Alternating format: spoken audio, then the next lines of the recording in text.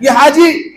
تک جاتے ہیں، چنانچہ یہ چکر کاٹتے ساتھ پھر دو گانا پڑھتا ہے، آرام کرتا ہے، زمزم نوش کرتے ہے، جوش میں آتا ہے، ہوش میں آتا ہے، پھر یہ ایک پہاڑی کی طرف جاتا ہے، صفا مروہ کے درمیان سعی کرتے ہے، ادھر محبوب کے گھر کی طرف دیکھتا ہے، دعائیں کرتے ہے، پھر دوڑنا شروع کرتے ہے، دوڑتا ہے، زبان پہ ذکر یار ہے،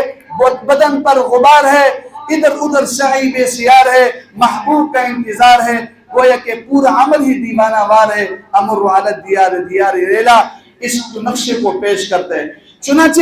یہ پورا جو نقشہ حج کا ایک عاشقانہ، دیوانہ اور والہانہ ایک نقشہ ہے، یہ مجنون حقیقی، یہ